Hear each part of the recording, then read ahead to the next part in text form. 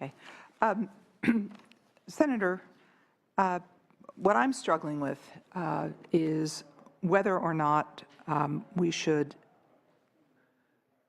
why we should sort of interfere right now with the rulemaking, which is going to end, supposed to end by the fall of this year, and they're in the middle of it. I mean, it seems to me that if the Fish and Game Commission could certainly make reference to this issue as part of their rulemaking, I mean, certainly as part of the transcript and the record, and then I think it makes more sense for me as a policymaker to go back and take a look at that law. No, I'm confused, Senator. It doesn't seem that now is the right moment for we as policymakers to, again, in a sense, reopen or amend or change or, to enter the process while the rulemaking is going on. That's my sense.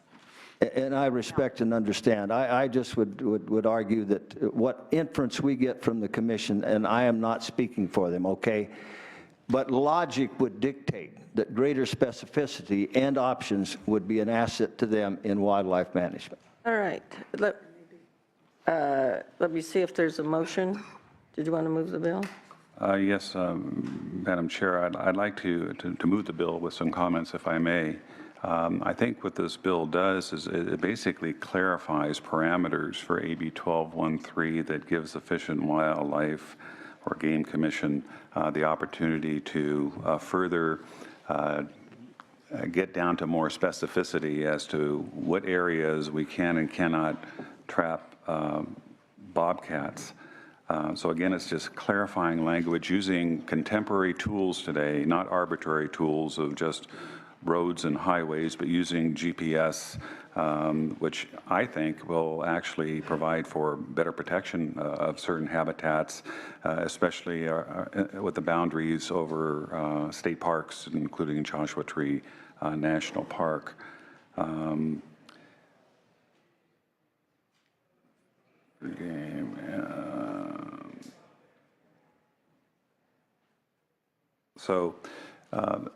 Again, I see this as nothing more than a clarification. I haven't heard any evidence that the mountain lions are endangered in any particular way. Bobcats or mountain lions for that matter as well. There was an incident actually in Orange County about a year and a half ago in an urban area where a bobcat caused almost a fatality of a guy that was just bicycling through. And so, you have this balance of nature, and we've heard from people from the Farm Bureau that are concerned about a lot of attacks on livestock and fowl, and I think maybe this could be an appropriate balance. And I think, based on what the author has suggested, that the Fish and Game Commission has opined that they're wanting some more guidance on delineating the appropriate areas where trapping can occur. So this may be a tool for them that they can use or reject at their discretion, but at least it's made available to them to better identify the habitat for these. If I may offer, Senator Stone, if you'd waive the motion for now, and if I might ask the chair for an indulgence to allow me to put the bill over.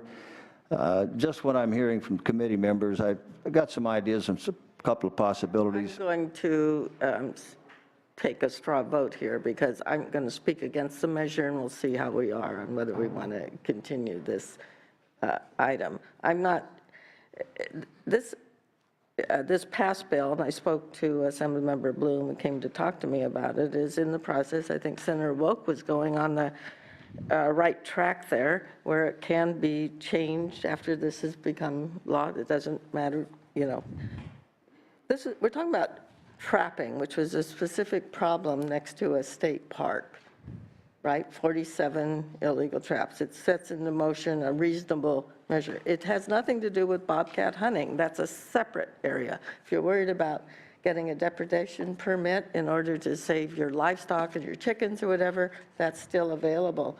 Bobcats aren't in that large predator dangerous category. We have them all over the Santa Monica Mountains. We have them in our backyard. So this is a trapping measure that goes up and down based on the value of the pelt.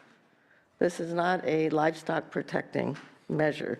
The bill that before us is, I think, trying to interfere with the process, a rulemaking process by Fish and Game Commission, by a bill that was not only approved by this legislature and this committee, but signed into law by the governor. All bills signed into law by the governor and get implemented are subject to review over time and changes if needed over time. I'm certainly not opposed to a census.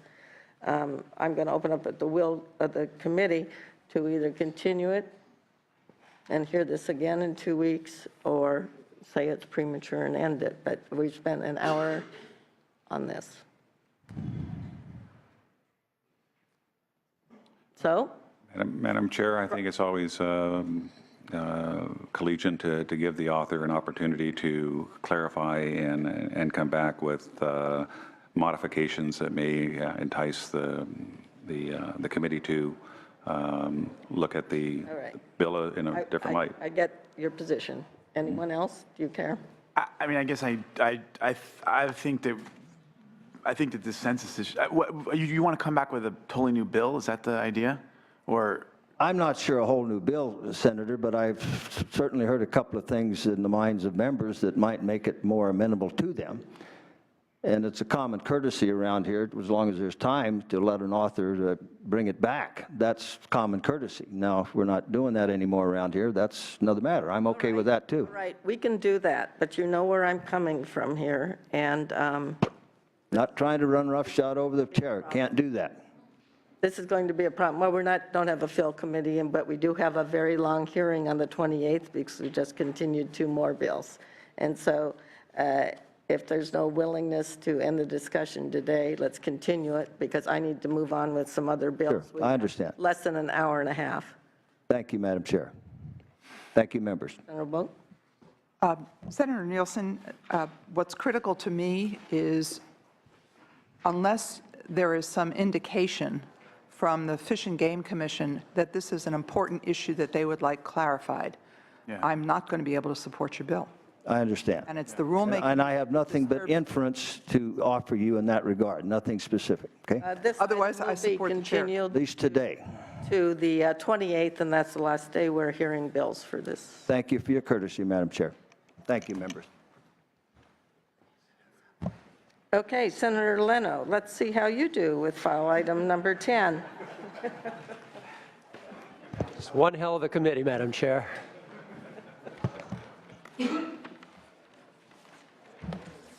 Thank you, Madam Chair and committee members. I just wanted to bring up to the committee's knowledge, we shared jurisdiction with EQ, who has requested to hear this bill. Referrals now is to rules regarding the water quality aspects that will be discussed. Correct.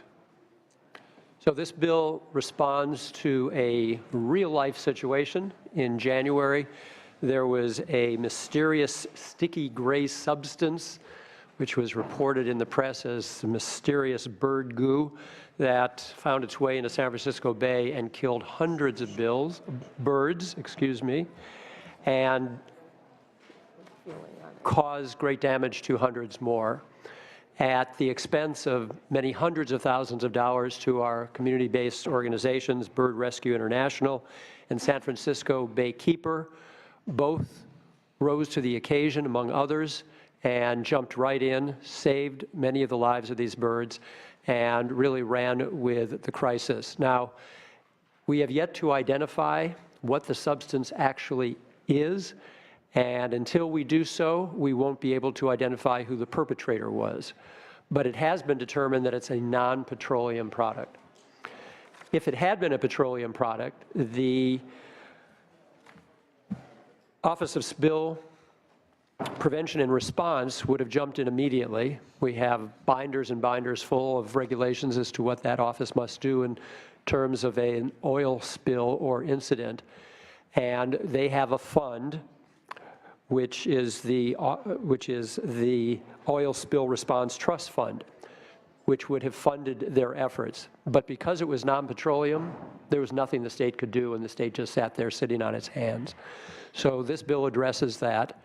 We didn't want to create a new fee to fund a new fund, but what we've come up with is an authorization for the administrator of the Office of Spill Prevention and Response to approve borrowing up to $500,000 annually from the Oil Spill Response Trust Fund for the purpose of wildlife rehabilitation and rescue in the event that there might be another non-petroleum-based substance spill. So we are prepared if this happens again. Now, there is some precedent for this fund loaning money. In fact, there is a $40 million loan outstanding to the general fund right now. So it's not as if this fund has never been used for other purposes. Now, by law, of course, it must be paid back and must be paid back with interest. Our bill has a 10-year payback period on upwards of $500,000 annually. We use that 10 years so that we can do our very best to identify the substance and subsequently the perpetrator, because of course once the perpetrator is identified, that perpetrator, that bad player, will be responsible, of course, to pay back the fund. Additionally, we'll have to pay back, in this case, the nonprofits who spent their money, and would also be on the hook for serious fines, as well as any additional environmental mitigation that must be done as a result of their bad act. So we are aware that there might be some concern that we should put some kind of cap on the total amount that could ever be borrowed from the fund, so we wouldn't see $500,000 borrowed annually over 5, 10, 15 years. I'm certainly open to that. That is not in the bill right now, but we can consider that as it goes to a second policy committee. But I would hope that you could support this effort, which I think is relatively conservative in its proposal, so that the state would be as prepared for a non-petroleum-based incident in our waterways throughout the state as we are for a petroleum-based incident. And with that, I'd ask for your aye vote. And I have with me two of our sponsors. Deb Self is here with the San Francisco Baykeeper, and Jordan Wellwood from Audubon, California. Yes, welcome. Thank you very much, Madam Chair, members of the committee. I appreciate the opportunity just to say a few words. From San Francisco Baykeeper's perspective, we've been very active on oil spill response going way back in our past, but personally I've been engaged since the Costco Busan, and I've seen how important it is for there to be a trust fund available so that the state can turn out the resources necessary very quickly after an oil spill. Those first hours are critical, and when it comes to wildlife, whether it's birds or marine mammals or bobcats, wherever the spill happened, because now we have crude by rail, all kinds of wildlife can be impacted by spills. And if you don't have first responders who can hit the ground and go looking for the wildlife and see what's injured and be able to rescue it and get it to a rehab facility, it can escalate quite quickly. In this case, when the state is not engaged, they don't have an agency to mobilize, it can be a little chaotic. We would ideally not we don't want to be the only first responders in the field looking for wildlife. It should be a whole bevy of trained professionals and volunteers who can be activated. So for this reason, we think that Senator Leno's bill is appropriate. It's constrained. It should not be used on an annual basis. It should be there for the big events, especially when we haven't yet found a responsible party, because that can take quite a while. That's your problem. Yeah, Yes. thank you. Other witnesses in support?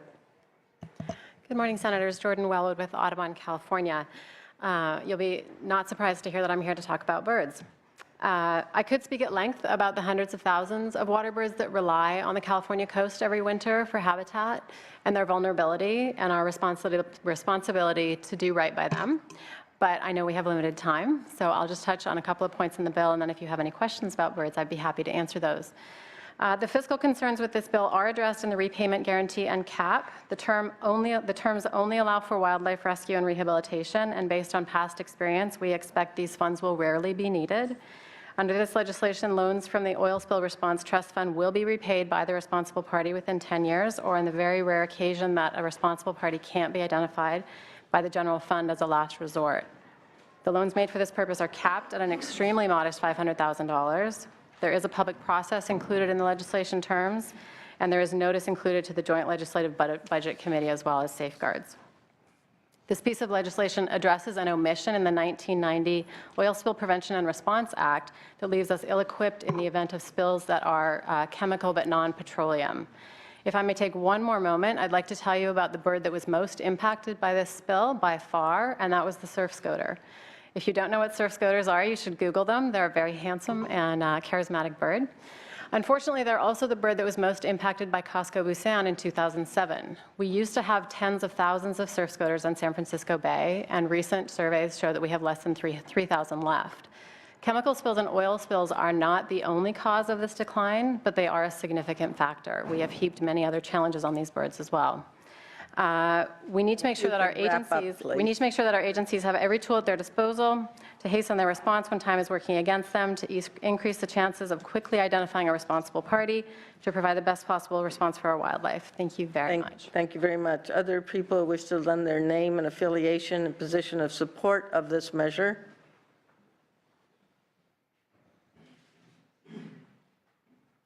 Haley Stewart with Defenders of Wildlife and Support. Thank you. Mark Fenstermaker for the Nature Conservancy and Support. Bill Yates, and on behalf of the Humane Society of the United States in support. Olivia Regalia for Sierra Club California in support. Anyone else in support? Okay. People in opposition or have concerns about this bill?